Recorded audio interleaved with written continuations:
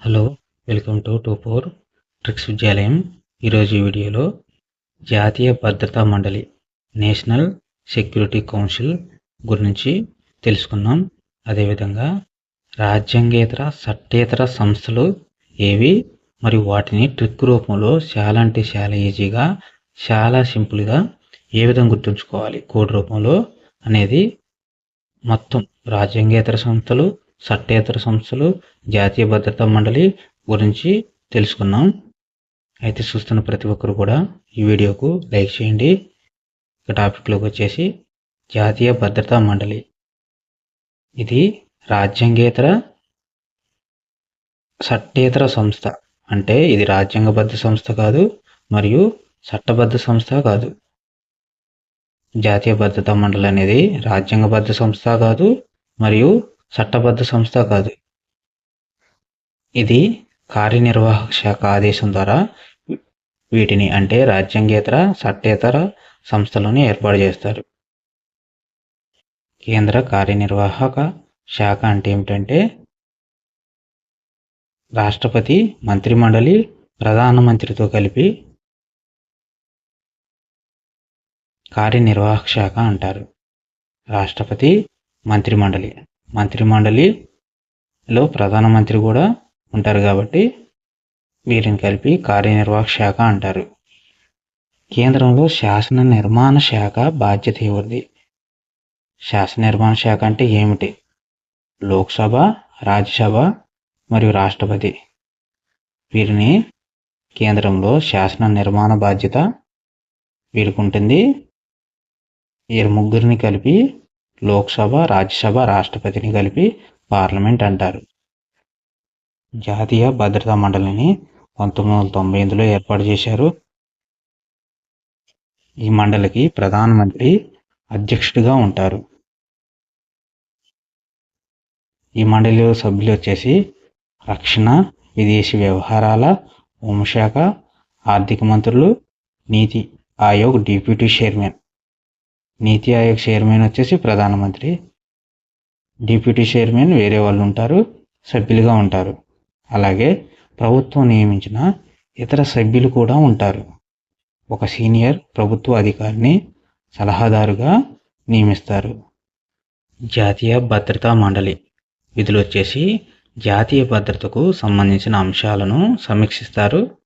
అదేవిధంగా జాతీయ భద్రతకు చేపట్టవలసిన అంశాలను చర్చిస్తారు. తర్వాత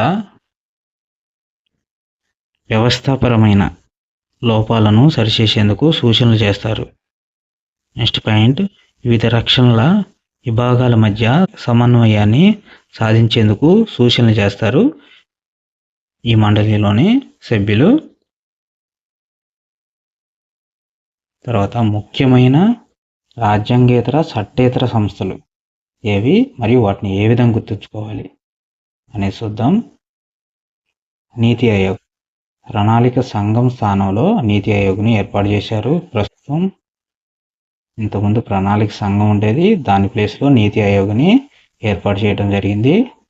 తర్వాత జాతీయ అభివృద్ధి మండలి, జాతీయ సలహా మండలి, తర్వాత జాతీయ సమగ్రతా మండలి, తర్వాత జాతీయ భద్రతా మండలి. ఇవి ముఖ్యమైన రాజ్యాంగేతర చట్టేతర సంస్థలు. వీటిని ఏ విధంగా గుర్తుంచుకోవాలంటే అండర్లైన్ చేసాం చూడండి. సంఘం, మండలి, మండలి, మండలి, మండలి. రాజ్యాంగేతర చట్టేతర సంస్థలను ఏ విధంగా గుర్తుపెట్టుకోవాలి? రాజ్యాంగేతర చట్టేతర సంస్థలను ఎలా గుర్తుపెట్టుకోవాలి? కోడ్ వచ్చేసి మండలి అనే పేరు గల సంస్థలను రాజ్యాంగేతర చట్టేతర సంస్థలను గుర్తుపెట్టుకోవాలి. ఇక్కడ గుర్తుపెట్టుకోవాల్సిన విషయం ఏంటంటే మండలి అనే పేరు ఉన్నవన్నీ కూడా మండలి లేదా సంఘం అనే పేరు ఉన్నవన్నీ కూడా రాజ్యాంగేతర చట్టేతర సంస్థలు కాదు. కొన్ని వరకే మండలి అనే పేరు గల సంస్థలను రాజ్యాంగేతర చట్టేతర సంస్థలు అని గుర్తుంచుకోవాలి. కానీ మండలికి ఆర్టికల్ లేదా ప్రకరణ ఉంటే రాజ్యాంగబద్ధ సంస్థ అవుతుందని గుర్తుపెట్టుకోవాలి. మళ్ళీ ఒకసారి చూద్దాం. కోడ్ వచ్చేసి మండలి అనే పేరు గల సంస్థలను రాజ్యాంగేతర చట్టేతర సంస్థలు అని గుర్తుంచుకోవాలి. కానీ మండలికి ఆర్టికల్ లేదా ప్రకరణ ఉంటే రాజ్యాంగబద్ధ సంస్థ అవుతుంది.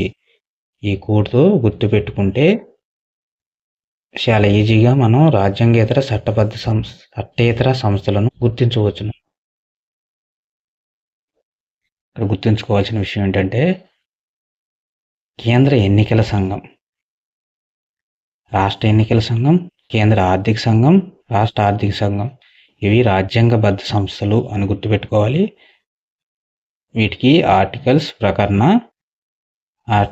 లేదా ప్రకరణ ఉంటాయి కాబట్టి రాజ్యాంగబద్ధ సంస్థ అని గుర్తుంచుకోవాలి. ఈ కోడ్ నచ్చితే ఈ వీడియోకి లైక్ చేయండి, మరి షేర్ చేయండి.